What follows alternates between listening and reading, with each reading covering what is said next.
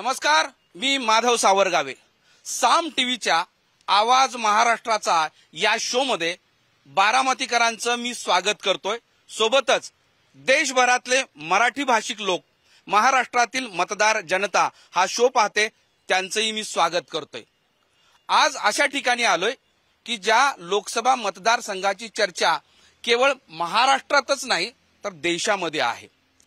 तुम्हाला प्रश्न पडला असेल की असं काय की लोकसभा निवडणूक तर देशात सुरू आहे, सगळ्याच मतदारसंघाची चर्चा सुरू आहे, पण महाराष्ट्रातला असा एकमेव मतदारसंघ असेल की जिथं सत्ता विरोधक सगळे केंद्रस्थानी आहेत आणि तो मतदारसंघ आहे बारामती. तर या सर्व बारामतीकरांचं मी स्वागत करतोय या शो मध्ये. आणि बारामतीकर म्हणजेच बारामती लोकसभा मतदारसंघातील वेगवेगळ्या विधानसभा मतदारसंघातील इथले नेते, त्याचबरोबर पदाधिकारी आणि बारामतीकर, त्याचबरोबर ग्रामीण भागातील लोक ही सहभागी झालेत. त्यांच्याबरोबर चर्चा करणार आहे. लोकसभा निवडणुकीच्या अनुषंगानं ही चर्चा करत असताना गेल्या 5-10 वर्षामध्ये बारामतीचा विकास किती झालेला आहे असा प्रश्न पडायचा की नाही, हा एक महत्वाचा मुद्दा आहे. कारण बारामतीच्या विकासाचे दाखले देशभर जगभर दिले जातात आणि अनेकदा ते आपण ऐकलेलं आहे. तरी पण या निवडणुकीमध्ये सुरुवात करतोय की बारामतीच्या विकासाला गती देण्यासाठी इथल्या खासदार सुप्रियाताई सुळे यांनी 5 वर्षात काय काम केलेलं आहे आणि या पुढच्या काळात ते काय काय करणार आहेत. तर सुरुवातीला जातोय मी इथल्या खासदाराचे प्रतिनिधी राष्ट्रवादी काँग्रेस शरद पवार गटांच्या नेत्यांकडे. सांगा, आता उत्तर देण्याची वेळ आलेली आहे आणि मतदारांपर्यंत तुम्हाला हे पोहोचण्याची वेळ आलेली आहे. आज आमच्या ताईंच्या माध्यमातून खासदार निधीमधून ग्रामीण भागातील अंतर्गत रस्ते असतील, आपले मंदिराचं वास्तूंचं जीर्णोद्धार असेल. आज बघा तुम्ही, पवार साहेबांनी 1967ला पहिलं इलेक्शन झाल्यानंतर 72-73 साली सर्वात प्रथम त्यांनी MIDC आणली, शिक्षण संस्था, विद्याप्रतिष्ठान, बारामती ऍग्रिकल्चर डेव्हलपमेंट असेल, हे सर्व उभा केलं. आणि त्याच्यानंतरनं ताईंनी त्याच्यामध्ये लक्ष देऊन बाकीच्या गोष्टी वाढवून बारामती शहरातील जिथं जनतेला अडचण होती की बाबा TC कॉलेजच्या इथं रिंग रोड होता, म्हणजे तो रेल्वेचा पूल होता, त्याच्यावरती ताईंनी केंद्राकडनं मंजुरी करून हा समोर तुम्ही बघताय हा सर्व्हिस रोड. आज बारामती नगरपालिकेला रेल्वेनी 7,37,00,000 रुपये असे पैसे मागितले होते की बाबा त्याचं व्हॅल्युएशन. तर सुप्रियाताईंच्या एका पत्रावरती 1,30,00,000 रुपये व्हॅल्युएशन होऊन म्हणजे किती पैसे कमी झाले, म्हणजे ते तेवढ्या पट्टीत. आणि तो सर्व्हिस रोड आज जवळजवळ 6 ते 7 वर्ष झालं बंद होता. ताईंच्या एका पत्रावरती तो सर्व्हिस रोड पूर्ण झालाय आणि सर्व आता जनतेच्या मनात सुद्धा खुशीचं वातावरण. हा, तुम्ही सांगणार आहात. संत तुकाराम जो पालखी महामार्ग आहे त्याच्यासाठी सुद्धा केंद्रातून ताईंनीच निधी आणलेला आहे. त्यानंतरनं दौंड बारामती जो रेल्वे महामार्ग आहे, रेल्वे विद्युतीकरण आहे, ते सुद्धा ताईंच्या निधीतूनच झालेलं आहे. त्याचबरोबर महिलांसाठी ताईंचं अतिशय योगदान आहे. त्यामध्ये महिला बचत गटांची सुरुवातच मुळात ताईंनी केली आणि एक तळागाळातल्या महिलांना, सर्वसामान्य महिलेला एक रोजगार मिळवून देण्याचं जे कार्य आहे ते ताईंच्या माध्यमातून झालेलं आहे. एक बारामती तालुकाच नाही तर अख्खा महाराष्ट्र, अख्ख्या देशामध्ये ताईंचं अतिशय चांगलं कार्य आहे. त्याच्यामुळे आम्हाला असं वाटतं की ताईच आमची हक्काची आहे आणि ताईच आमची महासंसद रत्न म्हणून जी जनतेपर्यंत पोहोचलेली आहे तीच यावर्षी सुद्धा ताईच निवडून येणार आहेत असा आम्हाला ठाम विश्वास आहे. बरोबर, ही ताईंनी केलेल्या कामाची पावती ते सांगतायत. इथे ताई विरुद्ध वहिनी असा स्पष्टपणे या लोकसभा निवडणुकीमध्ये आमने सामने अशी ही निवडणूक होणार आहे. आणि ती निवडणूक होत असताना ताईच्या प्रतिनिधींनी जी भूमिका मांडली आहे त्याचं उत्तर घेऊयात की मला सांगा, आता ताईंनी काय काय काम केलेली आहेत हे तुम्ही सांगितले. तुम्ही पण आत्ता 6 महिन्यापूर्वी, 6 पण महिने झाले नसतील ना, 6 महिन्यापर्यंत ताई सोबतच होतात. तर काय कामं केलेली आहेत त्यांनी सांगितलेली, काय केलेली नाहीत, या बारामती विकासाचे खरे हकदार कोण आहेत? पहिल्यांदा मी एवढंच सांगेल की निश्चितपणाने आदरणीय दादांना हे श्रेय जातं. बारामती तालुका असू द्या किंवा शहर असू द्या, या ठिकाणी किती निधी द्यायचा ही मर्यादा असते, परंतु आदरणीय अजितदादा यांनी एवढा बारामतीकरांसाठी विकास केलेला आहे की ते सांगता येणार नाही, एवढा मोठा विकास आहे. आज तुम्ही आज तुम्ही विचार केला, आज मगाच काय त्या ताईंच्या गटांनी सांगितलं की पालखी मार्ग असेल, या बारामतीतील काही रोड असतील. मला एवढंच सांगायचंय की ही पालखी मार्गासाठी आदरणीय अजितदादा यांनी पाठपुरावा केल्याचे कागदपत्र आदरणीय दादांच्या ऑफिसला जाऊन बघितले पाहिजे. आदरणीय दादांनी काय विकास केला हे त्यांना माहित आहे. आज बारामती नगरपालिकेच्या माध्यमातून एकही विकास विद्यमान खासदार होते त्यांनी केलेला नाही. आणि खासदाराला निधी असतो किती ती तरी विचार करा. त्या विचारावर तुम्ही प्रगतीच्या मार्गाने तुम्ही ह्या विकास केला, तो विकास केला, ती तुम्ही तरी सांगा. आज कुठलाही विकास झालेला खासदारांनी कुठलाही केलेला नाही. जो काही विकास झाला असेल ती आदरणीय अजितदादा पवार यांच्याच मार्गदर्शनाखाली, त्यांच्याच नेतृत्वाखाली हा विकास झालेला आहे. हे मान्य बारामतीकर करत असतील तर निश्चितपणाने त्यांना देखील विचारा की तुमचा विकास बारामतीचा कुणी केलाय. ते सांगतायत की ताई कुठला हिकडला निधी आणलाय, तिकडला निधी आणलाय. 15 वर्षात कुठला निधी ताईंनी आणला नाही असं मला वाटतंय. ताईंना किती मर्यादा आहे ती पण त्यांना माहिती आहे. केंद्रात सरकार मोदी साहेबांचं आहे, मग इकडं पालखी मार्गाचा संबंध काय येतो? केंद्रात मोदी साहेबांचं सरकार आहे, मग केंद्रातून निधी आणायचा न आणायचा हा देखील विषय आहे. बरोबर. तुम्ही असं दादांचं नाव घेता की दादांनी विकास केला असं सांगतायत, ते म्हणतायत ताईंनी, पण सुरुवातीला ते बोलताना असं म्हणाले की ह्या विकासाची सुरुवातच साहेबांनी केलेली आहे. ते त्याच्याबद्दल काय? अहो साहेब, आम्ही साहेबांना आदरपूर्वक आम्ही मानतो, परंतु दादांनी केलेला विकास आहे साहेब. आज दादांनी केलेला विकास आहे. साहेब दिल्लीत होते. आदरणीय अजितदादा यांनी आज महाराष्ट्रात काम करत असताना, महाराष्ट्रात मंत्री उपमुख्यमंत्री अर्थ खात असताना या महाराष्ट्राला भरभरून निधी दिला आणि त्याच्याबरोबर बारामतीचा विकास केला. ही आपल्याला मान्य करावं लागेल. राष्ट्रवादीचे 2 भाग इथे झाल्यानंतर ते दोघंही दावे करतायत की एक जण ताईंनी केलेला आहे, एक जण दादांनी केलेला आहे. नेमका बारामतीचा विकास झालाय हे मान्य आहे का? आणि दुसरं नेमकं कोणी केला? सर्वप्रथम साम टीव्हीच्या या टीमला, आवाज महाराष्ट्राचा मधून आम्ही हा आवाज जनतेचा आपल्यापर्यंत पोहोचवू इच्छितो की जे ताई आणि दादा यांच्यावर यांचे कार्यकर्तेचे बोलत आहेत की निधी आणला, एवढा निधी आणला. ठीक आहे, निधी आणला, खासदार म्हणून त्यांचं ते कर्तव्य आहे. आणि महाराष्ट्राचं सरकार असताना किंवा केंद्राचं सरकार असताना, केंद्रात ज्यावेळेस ताई खासदार होत्या तरी मागच्या वेळेसही आज गावभेटी दौरी करत असताना आम्हालाही जाणवतं की अनेक ठिकाणी वाड्या वस्त्यांवर जायला 8-8 किलोमीटरचे रस्ते देखील नाहीयेत. मग दौंड, इंदापूर, बारामती, पुरंदर अशा भागामध्ये मी आज दौरे केलेले आहेत की त्या ठिकाणी रस्ता नाहीये.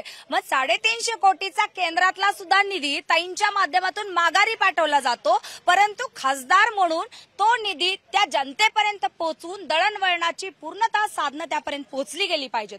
तसंच पाण्याचा प्रश्न, सगळ्यात गहन जर कुठला जनतेचा प्रश्न आहे तर तो पाण्याचा प्रश्न आहे. आज 30 रुपये जार घेऊन पाणी जर प्यावं लागत असेल पुरंदर, बारामती, दौंड, मुळशी सारख्या ठिकाणी सुद्धा, तर मग हा प्रश्न आजपर्यंत सोडवला गेलेला नाही. त्यामुळे सर्वांगीण विकास झाला आहे का हा प्रश्न त्यांच्या कार्यकर्त्यांनीही त्यांच्या खासदारांना विचारावा किंवा जे इथले आमदार आहेत त्यांनाही विचारावा. जर नणंद भाऊजाईच्या या वादामध्ये सामान्य जनता मात्र पिळवटलेली असते, कारण यांच्याच भाऊजाई आपणही सगळ्यांनी बघितलं की आज त्यांच्या बाजूने प्रचार करणाऱ्या भाऊजाई सुद्धा म्हणतात खावा कोणाचेही मटण आणि दाबा यांचे बटन, किंवा एक वाटी रस्सा आणि मग 5 वर्ष बोंबलत बसा. मग याचा अर्थ काय?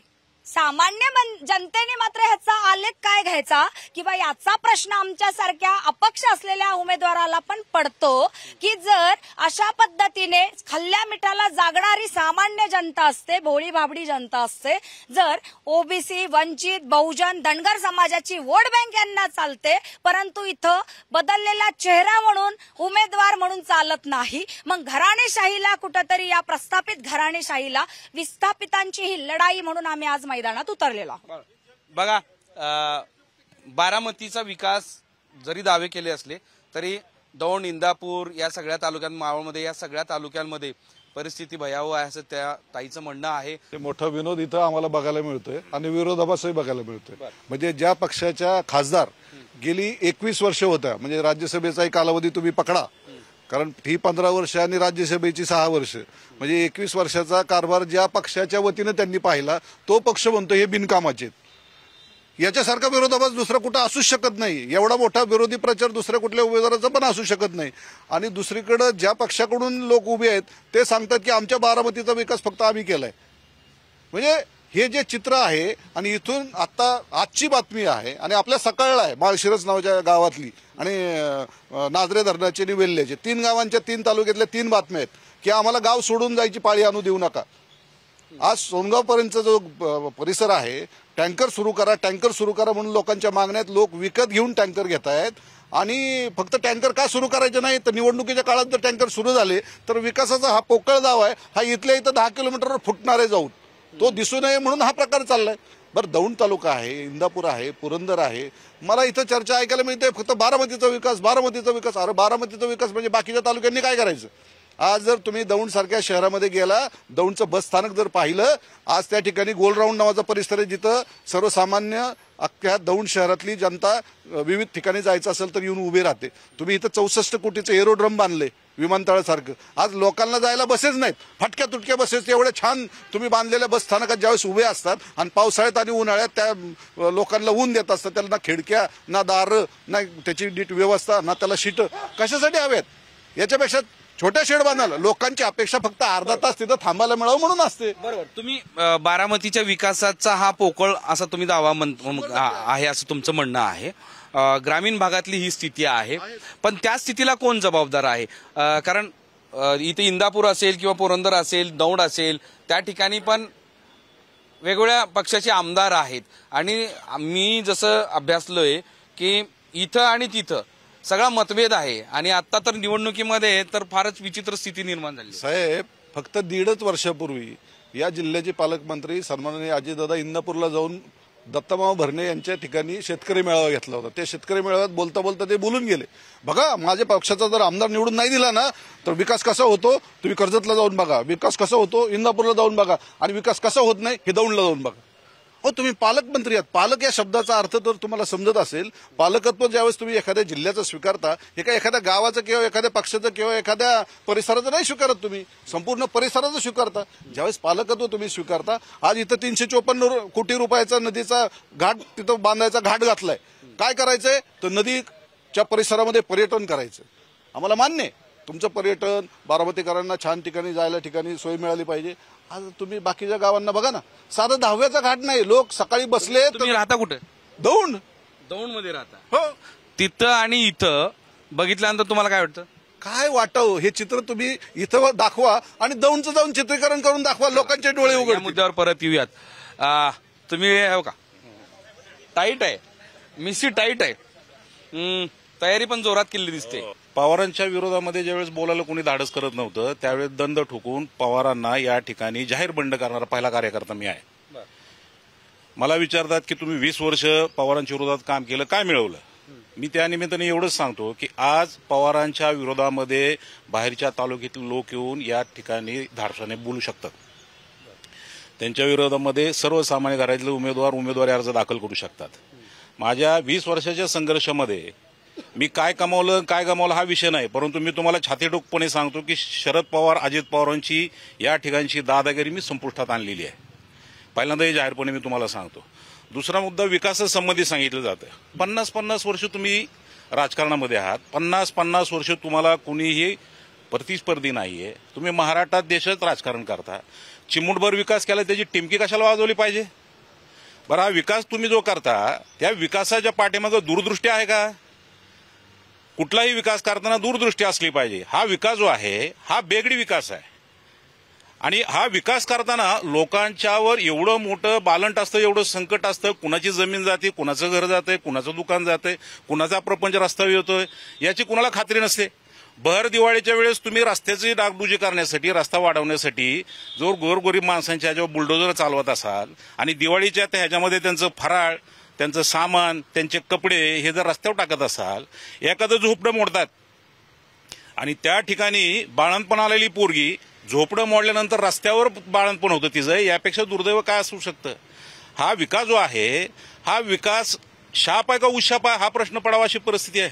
हा विकास म्हणजे हा विकास नाही हा बारामतीवर चाललेला विकासाचा विनाशाचा वरवंटा आहे. दुसरं तुम्हाला सांगतो रस्ते करतात. रस्ते करताना यांना अक्कल पाहिजे की रस्ते करताना पाणी जे वाहतं त्याला अंडरग्राऊंड ड्रेनेज असलं पाहिजे, पाणी वाहून जायची सोय असली पाहिजे, असं काहीच नसतं. बरं, हे ज्यावेळेस काम चालू करतात, काम चालू करताना त्याची क्वालिटी किती आहे, क्वांटिटी किती आहे, त्याला निधी किती आणला याचा कोणाला काय मिळ नसतो. यांच्या कंपनीतले जे ठेकेदार आहे हे सांभाळण्यासाठी सगळं चालू असतं. दुसरी गोष्ट अशी की आता हा समोरचा रस्ता आहे आपला. आता हा रस्ता तुम्ही जाताना बघा, आपण त्या नगरपालिकेच्या समोरचा जर रस्ता बघितला, या ठिकाणून रस्ता, या ठिकाणून रस्ता, 4, 5, 6 रस्ते एकमेकाला मिळतात. सिग्नल नाहीये, तिथं ट्रॅफिक पोलीस नाहीये.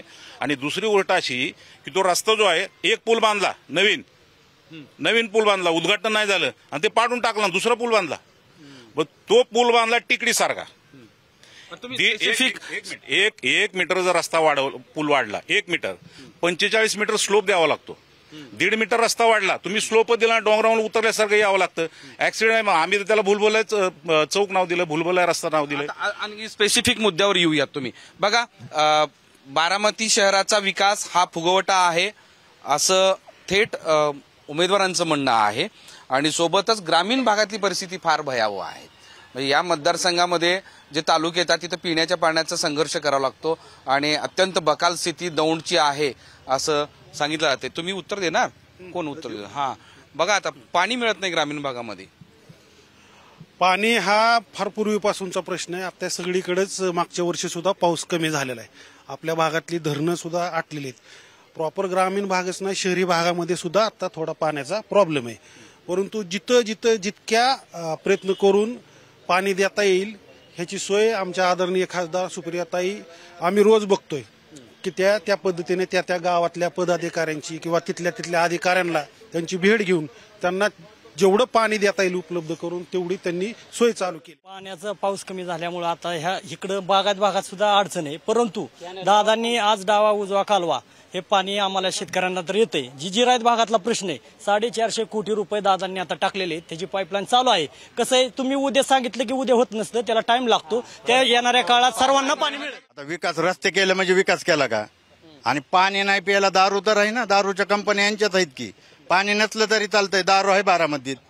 विकास केला तर रस्ता केला म्हणतात. रस्त्यावर गरीब माणूस जीवू शकतो का? नाही.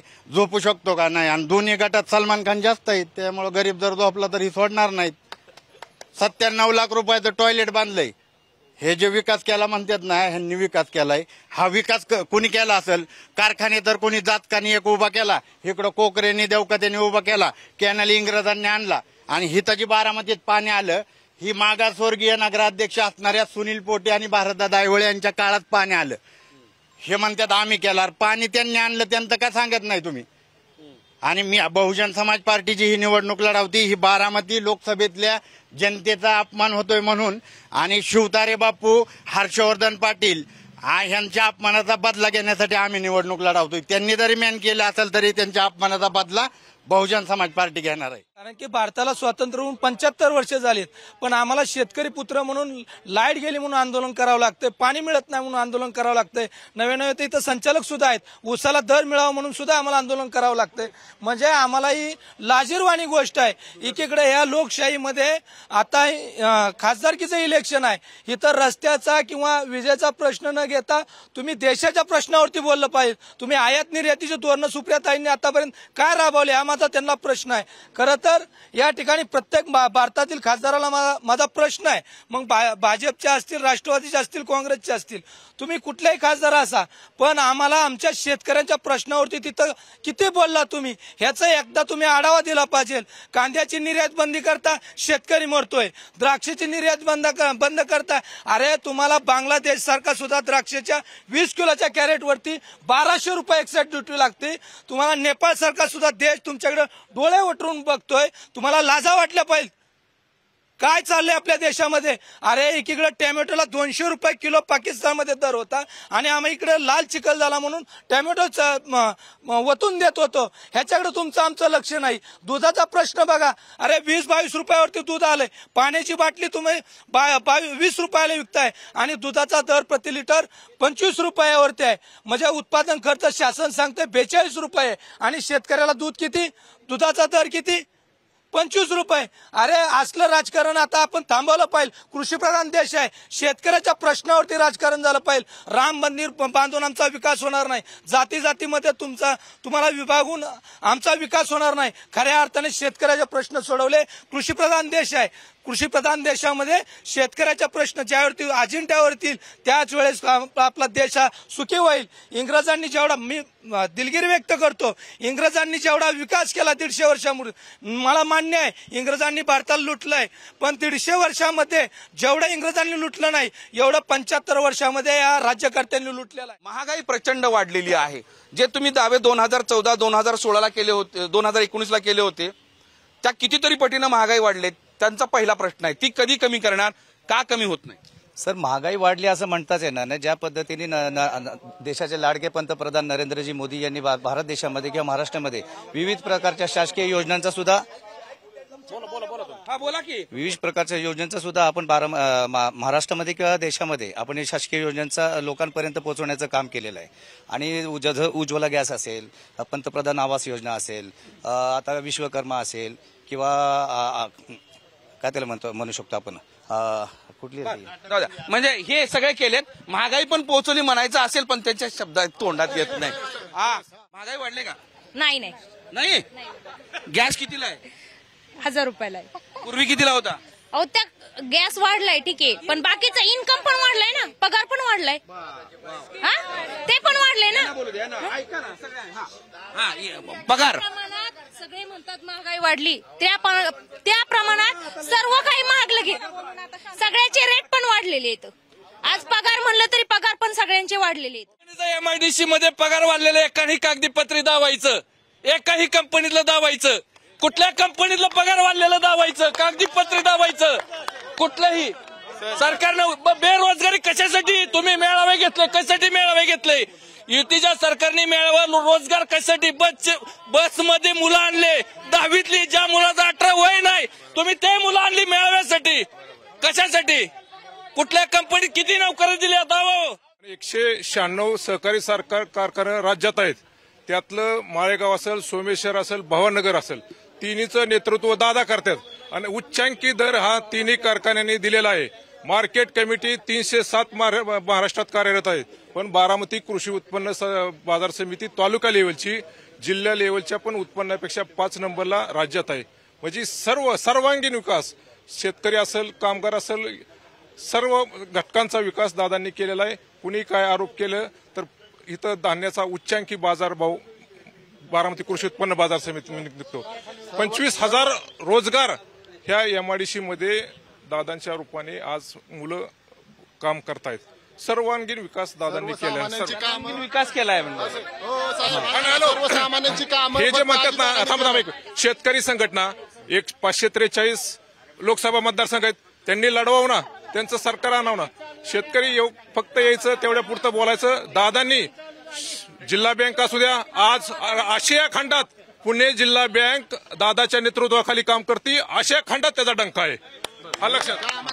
जे यांनी शेतीचं सांगितलं 3450 मागच्या वेळेस अजितदादांनी 1 नंबरचा जिल्ह्यात भाव दिलाय ऊसाला. दुसरी गोष्ट, दुधाला 5 रुपये अनुदान दिले, पाण्याचं भरपूर आहे. आणि आता केंद्र सरकारने 250 रुपये ऊसाच्या दराला रेट वाढवून दिलेला आहे. आम्हाला कंपन्यामधले अजून पगारवाढ झालीच नाही.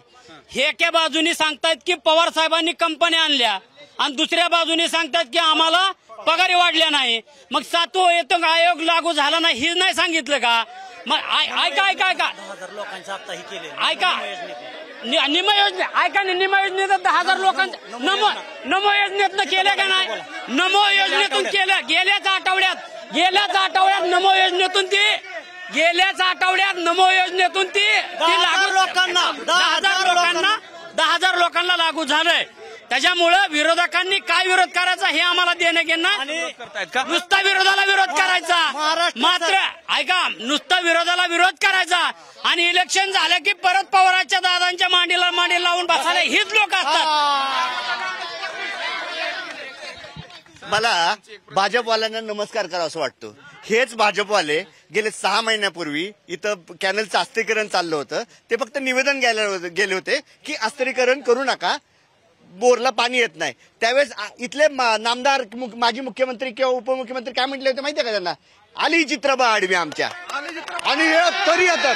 मला आश्चर्य वाटतं म्हणायचं, राहुल कुल्ला म्हणायचं, ह्यांना राजकारणाचं काय त्यांना नमस्कार इथूनच करायचं वाटतं बाबा. आश्चर्य एवढा खालच्या बाजूचा त्यांचा अपमान करून सुद्धा ते आता घड्याळाचा जर प्रचार करणार असेल त्यांना नमस्कार काहीच बोलू इच्छित नाही. म्हणजे स्वाभिमान वगैरे काही म्हणा नाही. ज्यांचे नेते त्या बाईला पांढरी पाल म्हणत होते, त्या बाईच्या मुलाच्या ते बाई त्या उद्धव ठाकरेंच्या मांडी लावून बसते. आता ते चालतं तुम्हाला काँग्रेसवाल्यांना. सुप्रिया सुळे खोटा प्रचार करतात. हेच काँग्रेस सुप्रिया सुळे म्हणायच्या की काँग्रेसने शाळा बांधल्या, त्या शाळेमध्ये मोदी शिकले. आता गडकरी रस्ता बांधला, त्या रस्त्यावर तुम्ही जात नाही का? तुम्ही विनत जाता का वरनं? त्या रस्त्यावर सुप्रिया सुळे जात नाहीत का? सुप्रिया सुळे आता गल्लीबोळा दिसायला लागल्या. चौका सुप्रिया सुळे 2 वेळा दिसतात. आता 10 वर्ष कुठं होत्या? चहाच्या गाड्यावर चहा पेताना सुप्रिया सुळे दिसतात, कुठं होत्या? दावे प्रतिदावे गडकरीचे नाहीत. आणि हे सांगतात पीडीसी बँक, पुणे जिल्हा मध्यवर्ती बँकेने व्याजात सवलत दिली म्हणतात. मागं 3 वर्षापूर्वी बोर्ड लावले 3 लाखापर्यंत बिनव्याजी कर्ज देऊ, तर त्याचे नुसते बोर्ड लावले. आमच्या शेतकऱ्याचे पैसे व्याजात कापून घेतले. त्यावेळी सगळ्या शेतकऱ्याला अन्याय झालाय. आणि अजून एक तुम्हाला महत्वाचा मुद्दा सांगतो. सुप्रिया सुळे हा बारामतीच्या लेख आहेत. सुप्रिया सुळे हा लेखीला आनंदाने पाठवा. हे सातत्याने दोन्ही पक्ष म्हणतात की विकास केला, परंतु या ठिकाणी ज्या कंपन्या आहेत ना सर, त्या ठिकाणी 80% भूमिपुत्र घ्यायचे असतात. तरी देखील या ठिकाणी बाहेरची लोक या भूमिपुत्रांना सोडून या ठिकाणी कामाला घेतलेले आहेत सर. सगळ्यात महत्वाचा मुद्दा म्हणजे आताच त्या ताईंना म्हणलं की गॅस दर वाढलेला आहे आणि लोकांचे पगार पण वाढलेले आहेत. परंतु माझं म्हणणं सर असं आहे, गॅस दर वाढलेला आहे, त्याच काळामध्ये ती देखील विरोध करत होती गॅस दराच्या संदर्भातला, आणि महागाईच्या संदर्भात देखील तेच रस्त्यावर आले होते. आणि आज काय म्हणतात आहेत की गॅस दर वाढलाय, परंतु लोकांचं उत्पादन देखील वाढलेलं आहे. परंतु तुम्ही सगळ्यांनीच बघितलेलं आहे की हे रस्ते होते त्यावेळेस, म्हणजे महागाईच्या संदर्भात आणि चुलीवरती भाकरी ह्या लोकांनी केल्या होत्या. त्यामुळे ही आता काय झालं माहिती का, बीजेपी सोबत आलेले आहे आणि त्यामुळे हे सगळं हे करायचं काम चाललेलं आहे. बारामतीचा विकास काय झालेला नाही. या ठिकाणी असणाऱ्या दलित वस्त्या भागात झालेल्या आहेत. एसटी स्टँडचं काम जे तुम्ही म्हणताय की विमानतळासारखं एसटी स्टँड बांधलेलं आहे, त्या एसटी स्टँडची जी जागा आहे ती महारवतनाची जागा आहे. आणि ती महारवतनाची जागा त्या महार लोकांना जी आहे नुकसान भरपाई न देता ती ताब्यात घेतलेली आहे. आणि ती जागा जी आहे ना आजही महाराजांच्या नावावरती आहे. मुद्द्यावर घेतो एक येतो आणि तुमच्याकडे येतो. आता तुम्ही म्हणले महागाई झाली नाही आणि तुम्हीच चूल पेटून आंदोलन करत होते म्हणे. नाही आम्ही आंदोलन कधी ऐका, 1000 रुपये गॅस आहे, परंतु त्यात पण 200 रुपये सबसिडी दिलेली. आज महिला बारामतीच्या आहेत, तर त्या आज घरोघरी जाऊन धुनी भांडी करत होत्या. पण कंपनीच्या या MIDCच्या माध्यमातून सर्व महिलांना आमच्या टेक्सटाईलच्या माध्यमातून आम्हाला 15 ते 50,000 रुपये पेमेंट देतात. तिथं प्रश्न असा आहे, त्यांनी सांगितलं ऐका ना, त्यांनी सांगितलं की तुम्ही भाजप विरोधात गॅस निषेधार्थ महागाई विरोधात आंदोलन केलं होतं, खरं आहे का? 200 रुपयांनी गॅस कमी केला आणि उज्ज्वला गॅस आम्ही सगळ्याला फुकट दिला. आता सुद्धा आम्ही तेच काम करतो, उज्ज्वला गॅस देण्याचं घरोघरी. ज्यांची ऐपत नाही ना गॅसची त्यांना आम्ही मोफत गॅस देतो. मोफत टाकी पण उज्ज्वला गॅसचं नाही, ते गॅसच्या महागाईच्या संदर्भात आंदोलन तुम्ही करत होते. 200 रुपयांनी गॅस आमच्यामुळे कमी झाला ना, आमच्यामुळे 200 रुपयांनी गेले. 200 रुपये हे खरंच आंदोलनात होते का? होते रस्त्यावर चुली ठोकून यांनी भाकऱ्या थापून असं केलं गॅसची महागाई झाली म्हणून. आणि याच उज्ज्वला योजनेच्या नावाखाली मोदी सरकारचा जुमला सरकार म्हणून आम्ही उल्लेख करतो. कारण सबसिडी एकदा आली त्याच्यानंतर परत सबसिडी नाही. आणि आज सांगायचं तर गॅसचे दर 2014ला 450 वरून आज 1200 वर गॅसचा दर गेला. तर सर्वसामान्य महिला आज ग्रामीण भागात चुली समोर दूर डोळ्यामध्ये घेत ह्या चुली फुकत असतात. मग याचा अर्थ काय बरं का, कसं आहे माहितीये का, या मोदी सरकारने जर थोडं ऑब्झर्वेशन केलं तर आतापर्यंत सर्वसामान्य माणसं सगळे कर्जबाजारी झाल्यात. आजपर्यंत सगळ्यात मोठा आलेख आहे आपल्या भारत देशातील सर्व युवक. आज जर इथं सगळी लोक बघितले ना आणि ग्रामीण भागात जाऊन जर तुम्ही सर्व्हे केला, त्या सर्व्हेमध्ये सर्वात जास्त कर्जबाजारीपणाचं प्रमाण वाढले. कशामुळे वाढले? ते मोदी सरकारमुळे. आणि ही बाजारीपणा करतात ना सुनेत्रा वहिनी सुप्रियाताई. काय नाही सुनेत्रा वहिनी नाही, सुप्रियाताई नाही, कल्याणी वाघ म्हणून आम्ही सगळे मतदान करणार आहे. तुम्हाला एक उदाहरण सांगतो. या ठिकाणी रिलायन्सचा एक कारखान्यात होता, शेटपळगड येथे रिलायन्सचा. उद्घाटनाला बोलवलं पवार साहेबांना. रिलायन्सच्या त्या कारखान्याच्या उद्घाटनात शरद पवारांनी प्रश्न विचारला, पवार साहेबांनी, सॉरी, तर हे ऊस कुठून आणणार? तर त्यांनी काय उत्तर, त्यावेळेस 800 रुपये भाव मिळत होता ऊसाला. तर हे त्या रिलायन्सचा जो अधिकारी होता तो संबंधित होता, त्यांनी काय उत्तर दिलं की आम्ही त्यावेळेस 1600 रुपये भाव देणार आहे. आणि त्यानंतर पवार साहेब काय बोलले नाहीत. पण त्याच्यानंतर हा कारखाना इथं आला ना, युपी मध्ये गेला रिलायन्सचा, लक्षात घ्या. त्याच्यानंतर राजू पवारनी तिथं कारखाना टाकला. वजन कसं मापलं जातं आणि भाव काय दिला जातो त्यांच्या प्रायव्हेट कारखान्याला, त्याची माहिती घ्या. हा एक मुद्दा आहे. दुसरा मुद्दा काय आहे की पगाराची वाढ, पगार जास्त मिळला जातो. मॅकडॉल कंपनी म्हणून एक कंपनी आहे. ही कंपनी जी आहे बाहेरची कंपनी आहे, परंतु याचा पूर्ण होल्ड पवारांचा आहे. त्या ठिकाणी कंपनीतल्या कामगारांना फक्त 15,000 रुपये पगार होता वर्षानुवर्ष. तो वाढवून मी तिथं युनियन केली, आंदोलन केलं आणि ती युनियन मोडीत काढायचं काम त्यांनी केलं.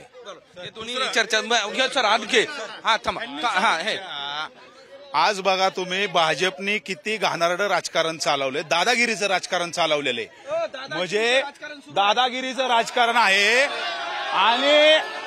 आणि भाजपने दादागिरीचं राजकारण चालवून, दादागिरी करून त्यांच्या पक्षामध्ये लोकांना वडायचं, इतर पक्षातल्या लोकांना. त्यांचे मी काय दाखवतो बघा, त्यांचे बर का, भाजपचे गृहमंत्री काय बोलतात हे ऐका. शेतकऱ्याच्या डोळ्यामध्ये पाणी राहिलं, कुठे हा देवेंद्र फडणवीसचा आवाज, आणि हे ते बोलतात कुठे गेले. आणि आज कसं तर लगेच वॉशिंग पावडर मध्ये देऊन धुतल्या तांदळागत केलं. ह्याच्यावर तर सांगा ना तुम्ही. आमच्या ताईंवर पवार साहेबांवर एकही डाग नाही. 548 लोकसभा 548 लोकसभा सदस्य आहेत. त्याच्यामुळे त्याच्यामध्ये आमच्या ताई 3 नंबरला आहेत भारत देशामध्ये. हे आणि हे सांगतात, एक मिनिट, आणि हे सतत सांगतात अजितदादांनी विकास केला. अहो, इथं उमेदवार खासदारकीचा आहे, तुम्ही खासदारकीवर बोला. आमची ताई 8 वेळा संसद रत्न आहे. आणि आम्हीच नाही सांगत, ही जनता सांगती. काय कहो दिल से सुप्रियाताई फिरसे. दादागिरी वाढले म्हणा. दादागिरी काय वाढले? दादागिरी बघा ना तुम्ही. ईडीची चौकशी करायचं द्यायचं, ईडीची धमकी द्यायची, ब्लॅकमेल करायचं. आमचा युवा नेता आज संघर्ष यात्रा काढत होता, रोहित दादा पवार, त्यांना सुद्धा ईडीची धमकी दिली आणि दाबादाबीचा प्रयत्न चाललाय. नाही तर काय चाललाय हा प्रयत्न? आणि राहिला प्रश्न लोकसभेत भाषण करण्याचा, भाषण करून जर प्रश्न सुटत असते तर सर्व्हिस रोडचं काम 1 वर्ष राहिलं असतं का? ज्यावेळेस आदरणीय अजितदादांनी त्यांचं नाक दाबलं, ह्या रस्त्यावरनं मोठ्या गाड्या यायच्या बंद केल्या, त्यानंतर त्यांनी रस्त्याला परवानगी दिली. ते कुणाला करावं लागलं? दादांनाच पुढाकार घेऊन करावं लागलं. राहिला प्रश्न तुमचा ब्रिजला निधी कुणी दिला हे तरी चेक करा. तिथं तुमच्या नाम फलक लावलेत, त्या नाम फलकावरती उद्घाटन कुणी केलं ही बघा. तुम्ही निधी दिलाय म्हणताय, मग निधी दिला होता तर तुम्ही भूमिपूजनाला उद्घाटनाला का आला नाही? तुम्ही दिलाच नव्हता तर कसं तुम्ही म्हणता की हे आम्हीच केलंय म्हणून? ऐका, 1 मिनिट साहेब, आता 2 मिनिटं थांबा. आताच पवार गटाच्या लोकांनी दावा केला की रोहित दादाला, योगेंद्र दादांना सुरक्षा द्या. म्हणजे खासदारांनाच आज माहिती की आमच्या मतदारसंघात जर खासदारांना जर संरक्षण मागायची जर गरज असेल तर जनतेने काय करायचं? तुमच्या धमक्यामुळे धमक्या कोण देतं? थांबा, आज 2 मिनिटं थांबा. आज सुप्रियाताईला जर असं वाटत असेल आम्ही सुरक्षित नसेल तर असं म्हणताय तुमच्यामुळे आम्ही अजित पवारांनी कधी धमक्या दिल्या नाहीत. अजितदादांनी संरक्षणच दिलं, कार्यकर्त्याला ताकद दिली. अहो, तुम्ही काय केलं? राहुल शेवाळे सारख्या कार्यकर्त्याला घरात जाऊन धमक्या दिल्या ही तरी सांगा. आणि तुम्ही सुरक्षित नाही म्हणून सांगता, सुरक्षा मागता. लाजिरवाणी गोष्ट आहे. सर्वसामान्य कार्यकर्ता रस्त्याने कसा फिरतो? मग काम करतो मी. आप्पांच्या बी हॉटेलला लहानपणी असताना चादरी गोळा केलेल्या आहेत. मला सर्वसामान्य जनतेचे प्रश्न माहिती आहेत. हे म्हणतात ना विकास, हा विकास नाहीये, हा गन पावडर आहे. हा गन पावडर काय आहे त्याचं कारण की हा फक्त कॉन्ट्रॅक्टदारांचा आणि 2% वाल्यांचा विकास आहे, हा विकास नाहीये. जी म्हणतात ना पालखी महामार्ग केला, पालखी महामार्ग हा सगळा खोटा आहे. गावापासून 20 फूट अंतरावरून रोड जातो, पाण्याची बाटली घ्यायला मिळत नाही, हॉटेलवाल्यांना काम नाही. हा कसला विकास? कुणाचा विकास आहे? हा फक्त 2 नंबर धंदे, फक्त पैसे कमवायचे. तुम्ही पवार साहेबांच्या तुतारीची सामान्य माणूस आहे मी.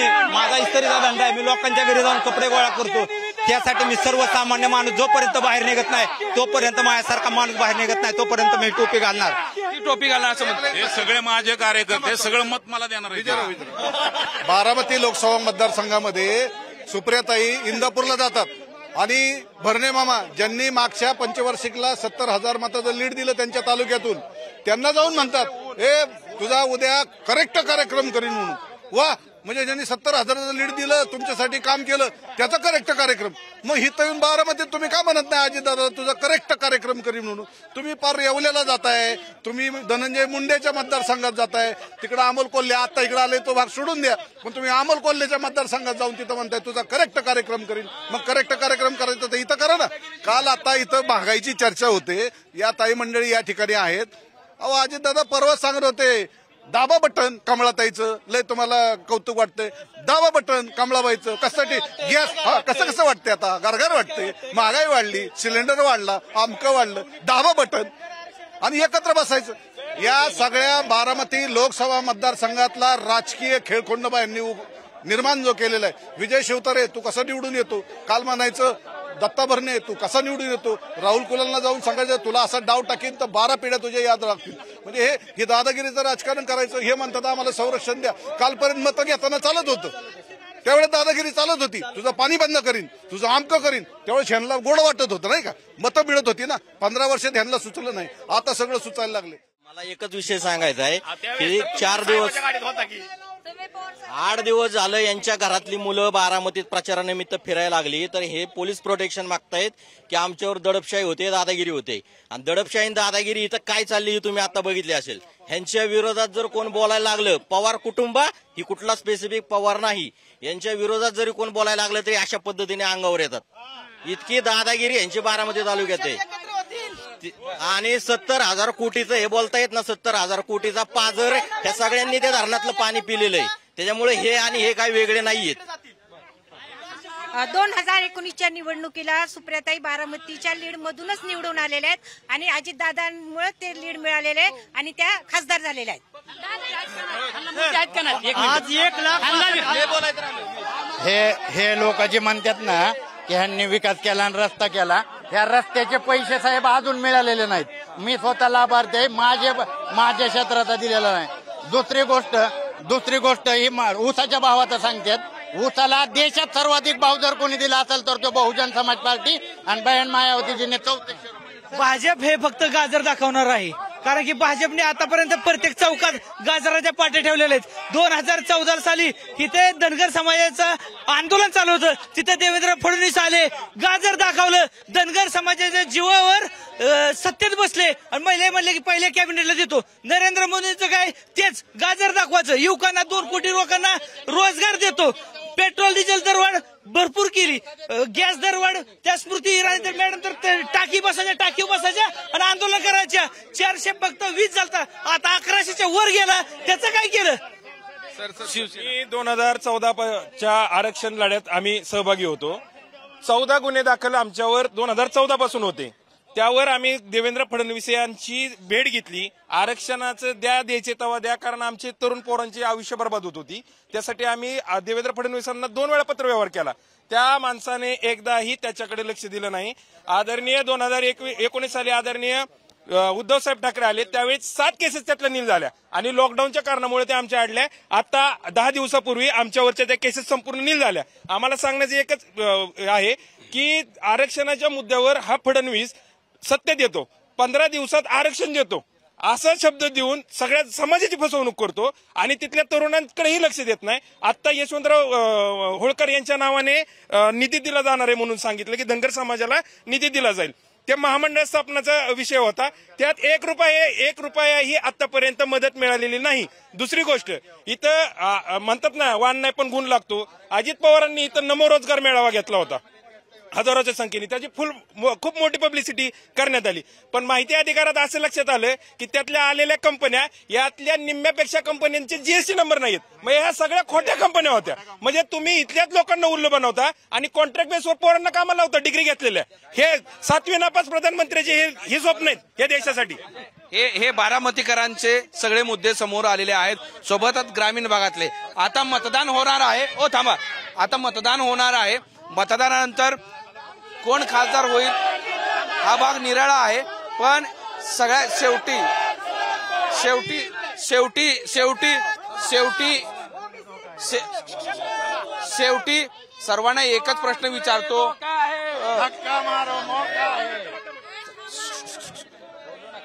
तुमचे सगळे मुद्दे ऐकलेले आहेत, प्रत्येक जण आपापल्या पद्धतीनं मुद्दे मांडलेले आहेत, पण हे मांडल्यानंतर आता मतदान करणार आहोत.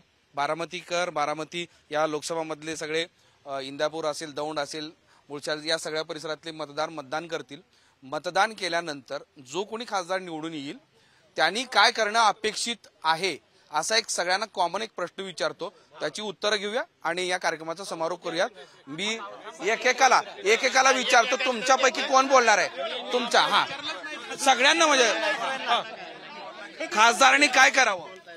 सुनेत्रा वहिनींनी 20 सालापूर्वी इन्व्हायरमेंट, माझा प्रश्न थेट आहे, जो कोणी खासदार निवडून येईल त्यांनी या लोकसभा मतदारसंघाच्या कामाबाबत काय करावं, कोणती कामं करावी, जेणेकरून बारामती शहराचा जसा विकास झालाय तसं पूर्ण लोकसभेचा विकास होईल असं तुम्हाला वाटतं? ते महाराष्ट्राच्या जनतेला ऐकायचंय. सांगा. मी बारामती मॉडेल जसं बनवलंय तसं बारामती लोकसभा मॉडेल बनवायचं स्वप्न सुनेत्रा वहिनींचं आहे. ते बारामती मॉडेल कोणी बनवलं? अजितदादाने वहिनी. बरं, बनवलं कोणी? अजितदादांनी बनवले, पण आता वहिनी आल्यावरती बनवते. बरं, काय करावं म्हणजे दादांनी तर 90% काम केलेलेच आहे. 20 वहिनींनी तर अगोदर फोरमच्या माध्यमातून बरेचसे कामं केलेली.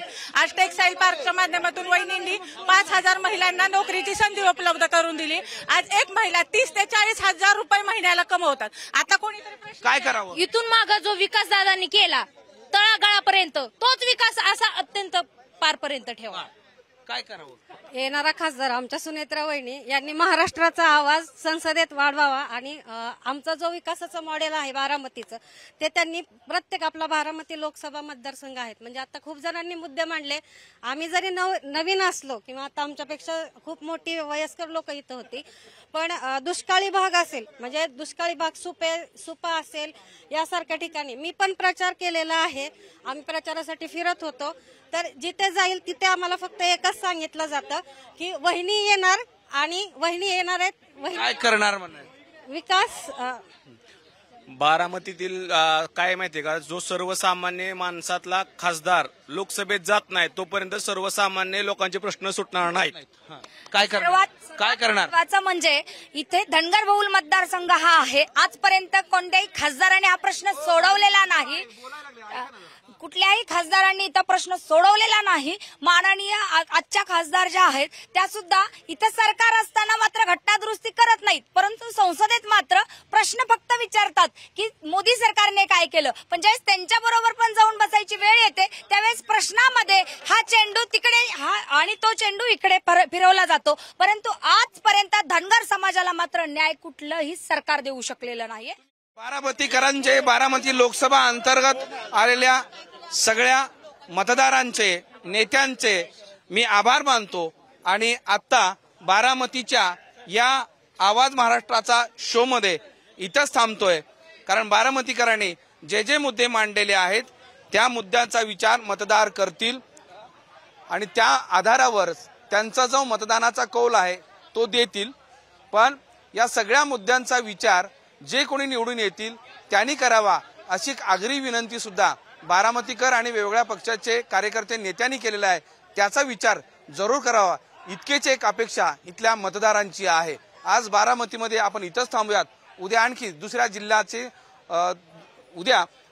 जिल्ह्याचा आढावा घेऊयात. तुम्ही पाहत राहा साम टीव्ही, आवाज महाराष्ट्रात.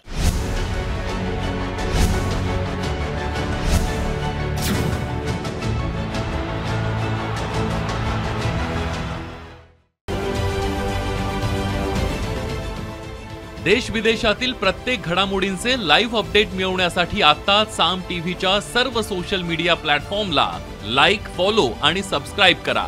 तसंच सर्व नोटिफिकेशनसाठी बेल आयकॉन प्रेस करायला विसरू नका.